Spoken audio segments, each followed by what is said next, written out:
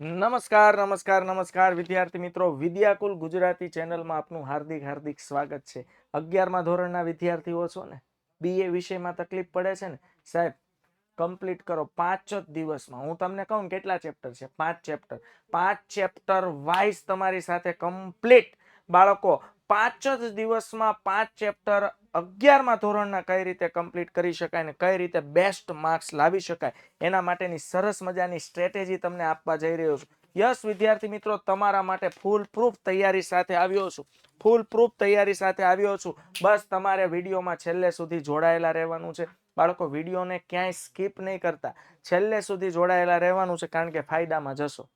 Okay, BA ની blueprint સહિત ગુણભાર સહિત તમારી સમક્ષ રજૂ આવ્યો છું હે ને. અને તમને જરૂર જણાશે ને ત્યાં બધું માર્ગદર્શન હમણાં હું આપવાનું છું કે કયા પ્રશ્નો કરવા અને કયા પ્રશ્નો ન કરવા, કયું ચેપ્ટર પહેલા કરવું ને કયું ચેપ્ટર પછી કરવું. 5 જ દિવસમાં તમે બાળકો 11મા ધોરણના પહેલી પરીક્ષા માટે ટાયા થઈ જાઓ. બસ આ વિડીયોને તમારે છેલ્લે સુધી જોવાનો છે. જોઈએ તો વિદ્યાર્થી મિત્રો કે સૌથી પહેલા આપણે કઈ રીતે કામ કરશું. જુઓ અહીંયા 1 મિનિટ. કેટલી તૈયારી હે. અને બાળકો તોય તમે બીવો એવું તો ચાલવાનું નથી, ચાલવા દેવાનું નથી.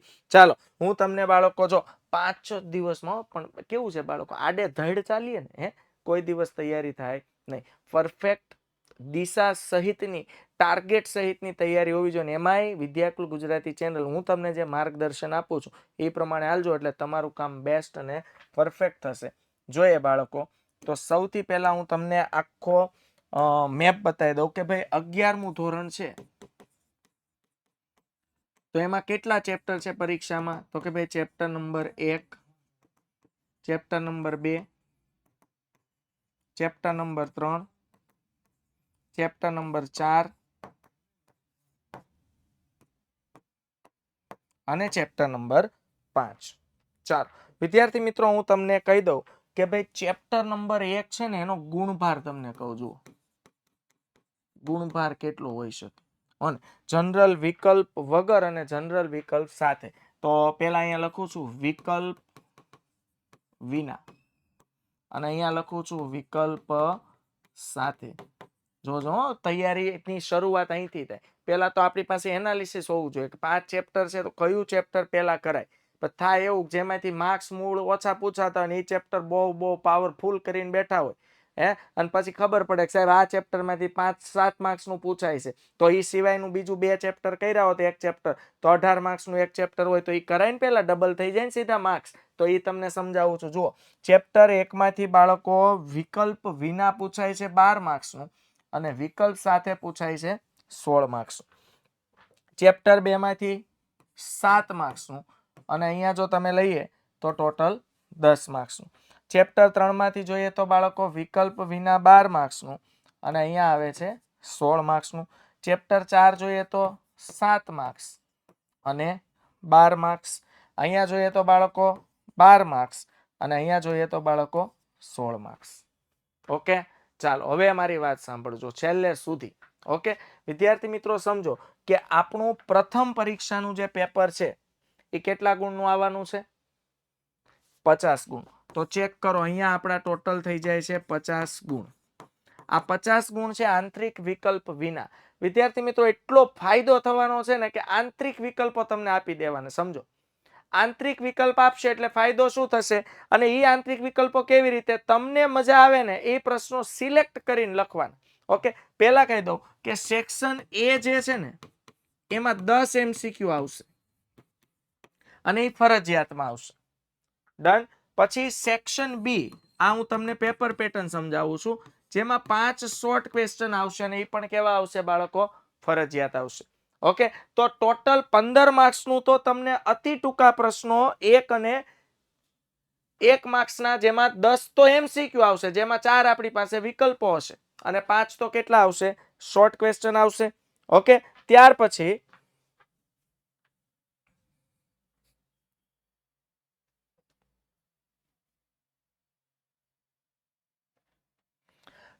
આવે સેક્શન સી. સેક્શન સી પ્રત્યેક પ્રશ્નના 2 ગુણ. સેક્શન ડી પ્રત્યેક પ્રશ્નના 3 ગુણ અને સેક્શન ઈ પ્રત્યેક પ્રશ્નના 5 ગુણ. તો આ રીતે આપણને પ્રશ્ન પૂછાય છે. ઓકે, હવે તમને કહી દઉં કે અહીંયા બાળકો સેક્શન સી માં છે ને પ્રશ્નો પૂછાશે 8. ઓકે, 8 માંથી તમારે લખવાના કેટલા છે? 5. એટલે આ પ્રશ્ન તમારો થઈ ગયો 10 ગુણનો. ઓકે, ત્યાર પછી બાળકો આપણે જોઈએ તો સેક્શન ડી. સેક્શન ડી માં પણ પૂછાવાના છે કેટલા? 8. 8 માંથી તમારે લખવાના કેટલા છે? 5. એટલે ટોટલ કેટલા ગુણ? 15 ગુણ. અને સેક્શન ઈ જેમાં પૂછાવાના છે 3.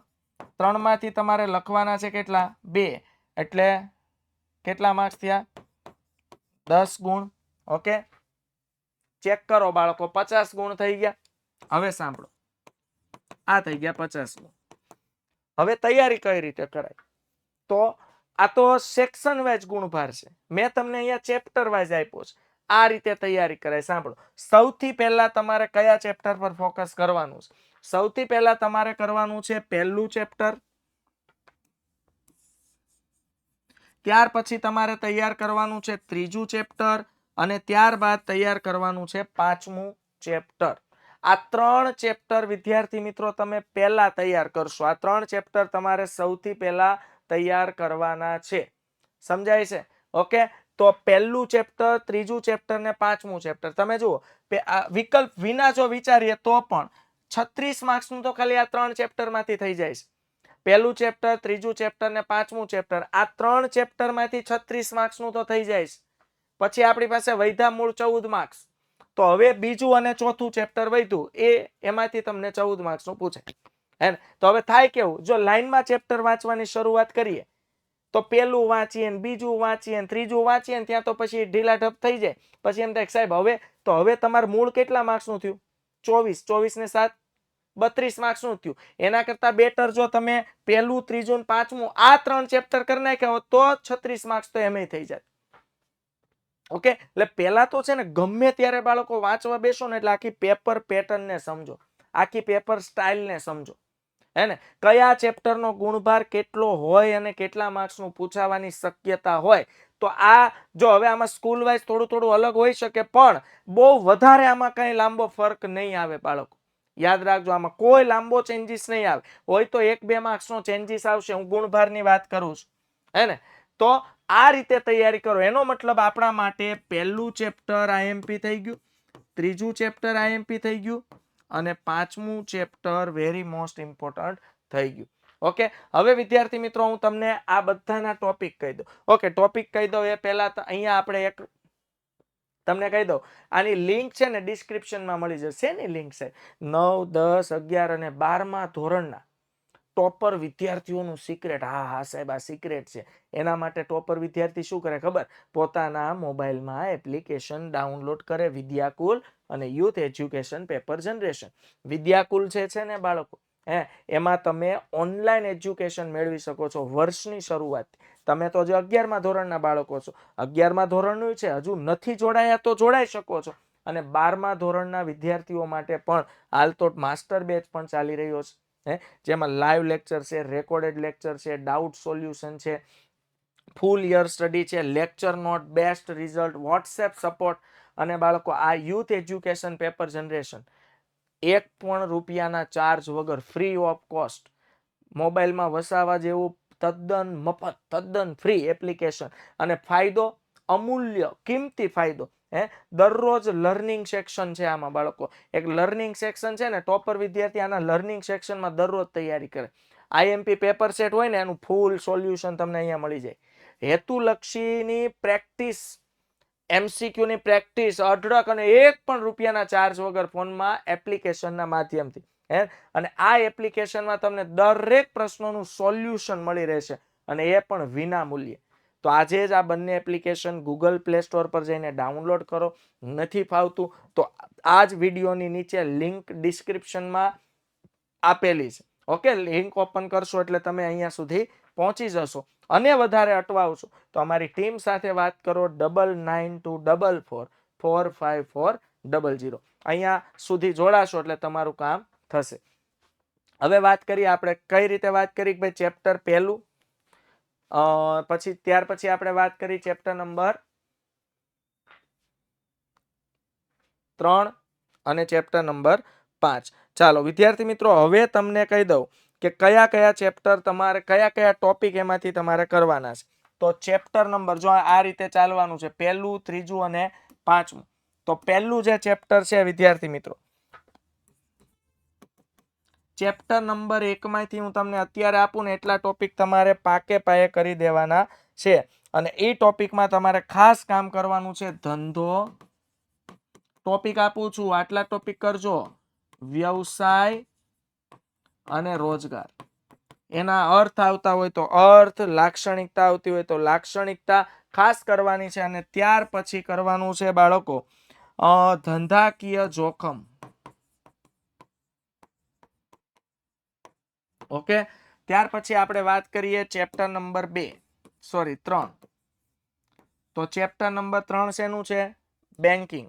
ઓકે, ચાલો બેન્કિંગ વિશે જો આપણે વાત કરીએ બાળકો, તો એમાં તમારે ખાસ કામ કરવાનું છે આરટીજીએસ ટૂંક નોંધ, એનઈએફટી ટૂંક નોંધ, ત્યાર પછી ક્રેડિટ કાર્ડ,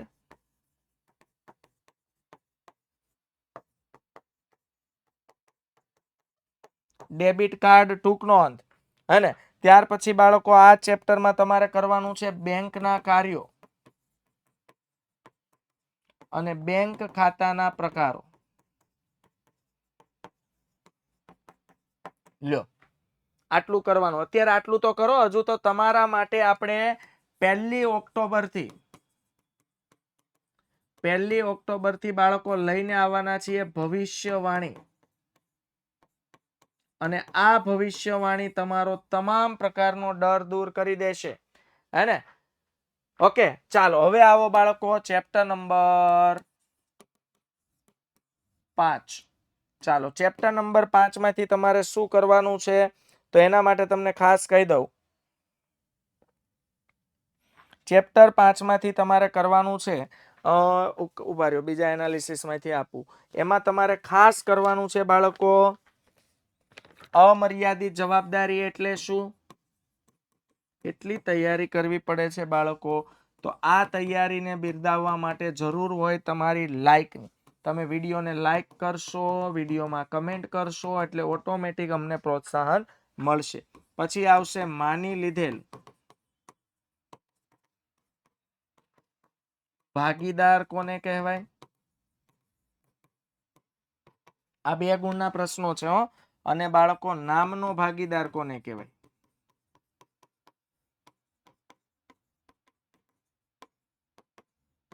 નામનો ભાગીદાર કોને કહેવાય? આ બધા થઈ ગયા બાળકો 2 ગુણના પ્રશ્નો. હવે તમને આપું છું બાળકો 3 ગુણના પ્રશ્નો. તો આમાં 3 ગુણના પ્રશ્નોમાં આવશે વૈયક્તિક માલિકીનો અર્થ અને લાક્ષણિકતા. ત્યાર પછી ભાગીદારી પેઢીનો અર્થ અને લાક્ષણિકતા. ત્યાર પછી દરેક ભાગીદાર એકબીજાનો એજન્ટ અથવા શું છે બાળકો? પ્રતિનિધિ. અને ત્યાર પછી આવશે વૈયક્તિક માલિકી અને ભાગીદારી પેઢી વચ્ચેનો તફાવત. અચ્છા, હવે તમને એમ થઈ રહ્યું છે ને સાહેબ આ ચેપ્ટરમાં શું કામ આટલું બધું તમે લખાયું? બાળકો આખા 11મા ધોરણમાં પહેલી પરીક્ષાનું આઈએમપી ચેપ્ટર હોય ને તો એ છે ચેપ્ટર નંબર 5, જેમાં 2 ગુણના પ્રશ્નો હશે, 3 ગુણના પ્રશ્નો હશે ને 5 ગુણના પ્રશ્નો આમાંથી જ હશે. તો 5 ગુણના પ્રશ્નો લખવા છે ને, આ તો લખીએ જુઓ. HUF હિન્દુ અનડિવાઇડેડ ફેમિલીનો અર્થ અને લાક્ષણિકતા. ત્યાર પછી ભાગીદારી પેઢીની મર્યાદા.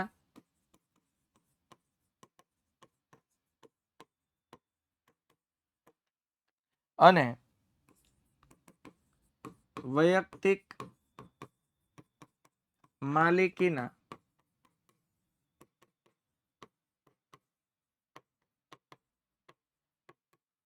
ફાયદા અને મર્યાદા. ઓકે, આ થઈ ગયા બાળકો 5 ગુણના પ્રશ્નો. તો પહેલા તમારે કરવા જેવા ચેપ્ટર મેં તમને કયા કીધા? પહેલું, ત્રીજું અને પાંચમું. હવે વધ્યા બાળકો આપણી પાસે ચેપ્ટર નંબર 4 અને ચેપ્ટર નંબર 2. આની તૈયારી તમે ટેક્સ્ટ બુકમાંથી સ્વાધ્યાયના પ્રશ્નો કરશો ને તો પણ ફટાફટ થઈ જશે. અને સાથે સાથે કહી દો બાળકો, પહેલી પરીક્ષા પૂરતું MCQ અને શોર્ટ ક્વેશ્ચન માટે સૌથી વધુ તમારે સ્વાધ્યાય ટેક્સ્ટ બુક પર ભાર મૂકવાનો છે. ઓકે, ચાલો આટલું તમે 1 બાય 1 દરરોજ એક દિવસ મેં કીધું એ પ્રમાણે કરશો. પહેલા ચેપ્ટર નંબર પહેલું, પછી ત્રીજું અને પછી પાંચમું કરજો. પછી ચોથા દિવસે બીજું કરજો, હે ને? અને પાંચમા દિવસે બાળકો ચેપ્ટર નંબર 4 કરજો. એટલે 5 જ દિવસમાં તમારો કાર્યક્રમ પૂર્ણ થશે. અને હજુ તો આપણી ભવિષ્યવાણી પણ આવવાની છે. માટે વિદ્યાર્થી મિત્રો, વિદ્યાકુલ ગુજરાતી ચેનલ સાથે હંમેશા જોડાવા માટે ચેનલને સબસ્ક્રાઇબ કરી દેજો. વિદ્યાકુલનો લાભ લેજો. વિદ્યાકુલ ગુજરાતી ચેનલ દ્વારા હમણાં જે ભવિષ્યવાણી આવી રહી છે એ ભવિષ્યવાણીનો લાભ લેજો. પરીક્ષામાં તમને ઓટોમેટિક રિયલાઇઝ થશે કે ભવિષ્યવાણી અને વિદ્યાકુલ ગુજરાતી ચેનલ દ્વારા આપવામાં આવતી ઇન્ફોર્મેશન, પ્રશ્નો, IMP એ કેટલી આપણા માટે ફાયદાકારક નીવડે છે. મળીશું વિદ્યાર્થી મિત્રો ફરીથી. ત્યાં સુધી તમારા માટે થેન્ક યુ. આવજો. Bye bye.